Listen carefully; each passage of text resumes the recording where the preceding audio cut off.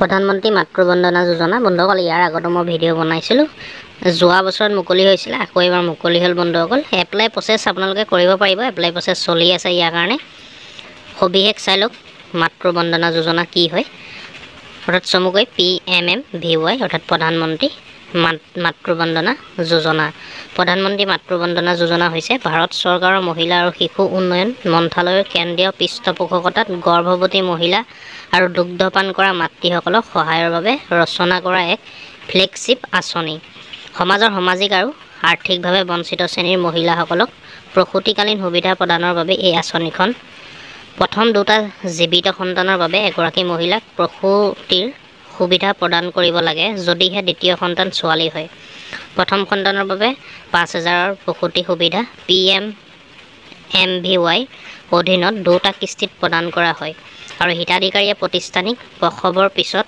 জননী সুৰক্ষা যোজনাৰ JSY অধীনত প্ৰসূতি সুবিধাৰ দিশত অনুমোদিত নীতি অনুসৰি নগদ প্ৰৰোচনা লাভ কৰাৰ অধিকাৰো আছে যাতে গড়ে এগৰাকী মহিলাই ৬,০০০ পায় দ্বিতীয় সন্তানৰ বাবে ৬,০০০ৰ সুবিধা দ্বিতীয় সন্তান কন্যা সন্তান হ'লে প্ৰদান কৰিব লাগিব জন্মৰ পিছত এটা কিস্তিত গৰ্ভপাত মৃত জন্মৰ গোচৰক আঁচনিৰ অধীনত প্ৰসূতিৰ সুবিধা প্ৰদানৰ বাবে সতেজ গোচৰ হিচাপে গণ্য কৰিব লাগিব তদুপৰি ১/৪/২০২২ প্ৰযোজ্য হোৱা মিছন শক্তিৰ নতুন নিৰ্দেশনা অনুসৰি আঁচনিখনে PMMVY 2.0 দ্বিতীয় সন্তানৰ বাবে অতিৰিক্ত নগদ ধনৰ প্ৰৰোচনা প্ৰদান কৰি কন্যা শিশুৰ প্ৰতি ইতিবাচক আচৰণৰ পৰিৱৰ্তন প্ৰসাৰিত কৰিব বিচাৰে যদিহে সেয়া ছোৱালী সন্তান এইদৰে দ্বিতীয় সন্তানৰ বাবে জন্মৰ পিছত এটা কিস্তিত ৬,০০০ৰ সুবিধা প্ৰদান কৰিব লাগে ইয়াৰ ফলত মহিলা ভ্ৰূণ হত্যাক নিৰুৎসাহিত কৰি জন্মৰ সময়ত যৌন অনুপাত উন্নত কৰাত অৰিহণা যোগাব লগতে গৰ্ভপাত মৃত জন্মৰ ক্ষেত্ৰত ভৱিষ্যতে কোনো গৰ্ভধাৰণৰ ক্ষেত্ৰত হিতাধিকাৰী সতেজ হিতাধিকাৰী হিচাপে গণ্য কৰা হ'ব দেখিলে বন্ধুসকল দুটা কিস্তিত পইচাটো দিয়া হ'ব টোটেল ১১,০০০ টকা দিয়া হ'ব বন্ধুসকল প্ৰথমতে দিয়া হ'ব ৫,০০০ টকা তাৰ পাছত দ্বিতীয় সন্তানটো যদি কন্যা হয় অৰ্থাৎ ছোৱালী জন্ম হয় তেতিয়া ৬,০০০ টকা দিয়া হ'ব ইয়াৰ কাৰণে আপোনালোকে এপ্লাই কৰিব পাৰিব নিজৰ মোবাইলৰ পৰাই অনলাইন মাধ্যমেৰে এপ্লাই আৰম্ভ হৈ আছে বন্ধুসকল আপোনালোকে অনলাইন মাধ্যমেৰে এপ্লাই কৰিব পাৰিব ইয়াৰ লাভসমূহ চাওক বন্ধুসকল ইয়াত দিয়া আছে লাভসমূহ প্ৰথম সন্তানৰ বাবে আঁচনিৰ চৰ্ত কি হ'ল কণ্ডিশ্যন কিস্তি পৰিস্থিতি পৰিমাণ টকাৰ প্ৰথম কিস্তি কেতিয়া দিব গৰ্ভাৱস্থাত পঞ্জীয়নৰ সময়ত আৰু অংগনবাদী কেন্দ্ৰ বা অনুমোদিত স্বাস্থ্য সুবিধাসমূহত যোৱা ঋতুস্ৰাৱৰ তাৰিখৰ পৰা ৬ মাহৰ ভিতৰত অন্ততঃ এটা প্ৰসৱৰ পূৰ্বে পৰীক্ষা নিজ নিজ প্ৰশাসক ৰাজ্য কেন্দ্ৰীয় শাসিত অঞ্চলে চিনাক্ত কৰিব পাৰিব আৰু প্ৰথম কিস্তিত ৩,০০০ টকা দিয়া হ'ব দেখিছে আপোনালোকে পৰিমাণৰ টকা ইয়াত আছে ৩,০০০ আৰু দ্বিতীয় কিস্তি প্ৰসৱ পঞ্জীয়ন কৰা হয় স্বাস্থ্য আৰু পৰিয়াল কল্যাণ মন্ত্ৰালয়ৰ ইউনিভাৰ্চেল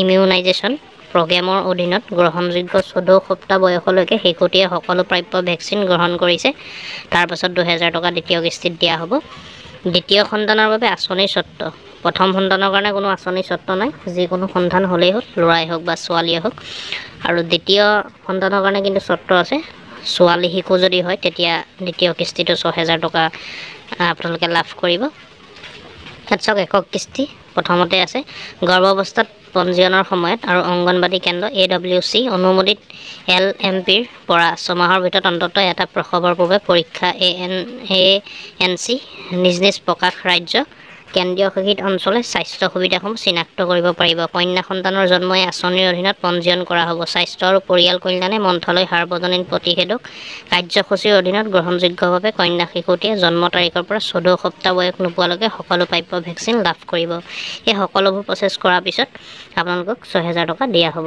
ইয়াত দেখিছে আপোনালোকে ইয়াত ৬,০০০ টকাৰ পৰিমাণ আপোনালোকে লাভ কৰিব গৰ্ভপাত মৃত্যুৰ জন্মৰ ক্ষেত্ৰত কোনো ধৰণৰ হিতাধিকাৰী সতেজ হিতাধিকাৰী হিচাপে গণ্য কৰা হ'ব আৰু ইয়াত কি আছে বন্ধুসকল চাব PMMVY 2.0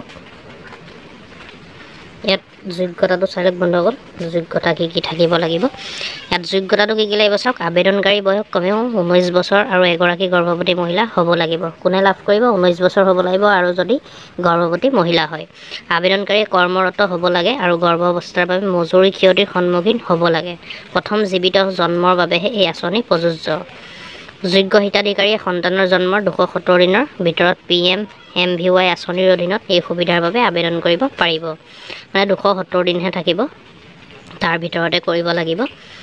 যদি কোনো হিতাধিকাৰীয়ে তেওঁ দ্বিতীয় গৰ্ভাৱস্থাত যমজ সন্তান, ত্ৰিপুৰা চতুৰ্ভুজ সন্তান জন্ম দিয়ে, য'ত এটা বা ততোধিক সন্তান ছোৱালী হয়, তেন্তে তেওঁ PMVY 2.0 নীতি অনুসৰি দ্বিতীয় কন্যা সন্তানৰ বাবে প্ৰৰোচনা লাভ কৰিব। সমাজৰ সামাজিক আৰু অৰ্থনৈতিকভাৱে বঞ্চিত শ্ৰেণীসমূহৰ নিৰ্ধাৰণৰ মাপকাঠিসমূহ হ'ল অনুসূচিত জাতি আৰু অনুসূচিত জনজাতি মহিলা, যিসকল মহিলা আংশিকভাৱে 40% বা সম্পূৰ্ণ অক্ষম, BPL ৰেচন কাৰ্ডধাৰী মহিলা হ'ব লাগিব, আয়ুষ্মান ভাৰতৰ অধীনত প্ৰধানমন্ত্ৰী জন আৰোগ্য যোজনাৰ অধীনত মহিলা হিতাধিকাৰী হ'ব লাগিব, শ্ৰম কাৰ্ড লৈ মহিলা শ্ৰম কাৰ্ড থাকিব লাগিব, কিষাণ সন্মান নিধিৰ অধীনত হিতাধিকাৰী হোৱা মহিলা কৃষক, PM কিষাণ যিসকলে পায় ধৰক, আৰু জব কাৰ্ড লৈ মহিলা জব কাৰ্ডো থাকিব লাগিব। যিসকল মহিলাৰ পৰিয়ালৰ নিকা আয় 50 লাখতকৈ কম, বছৰি 8 লাখ টকা, বছৰি যদি 8 লাখ টকাতকৈ মানে কম হয় তেতিয়াও পাৰিব। গৰ্ভৱতী আৰু দুগ্ধপান কৰা AWWS, CWHS, ASHAS, NFS এই আইন 2013 অধীনত ৰেচন কাৰ্ড থকা মহিলাইও পাৰিব। কেন্দ্ৰীয় চৰকাৰে নিৰ্ধাৰণ কৰিব পৰা আন যিকোনো শ্ৰেণী। আপোনালোকে দেখিছে ইয়াৰ চৰ্তসমূহ কি আৰু যোগ্যতা কি লাগিব। ইয়াৰ পাছত বন্ধুসকল চাওক আবেদন প্ৰক্ৰিয়া। আবেদন কেনেকৈ কৰিব পাৰিব। অনলাইন দেখিছে আপোনালোকে, অনলাইন মাধ্যমেৰে এপ্লাই কৰিব পাৰিব। নাগৰিকৰ অফিচিয়েল ৱেবছাইট চাওক, মন্ত্ৰালয় আৰু ক্লিক কৰক নাগৰিক লগ ইন টেব।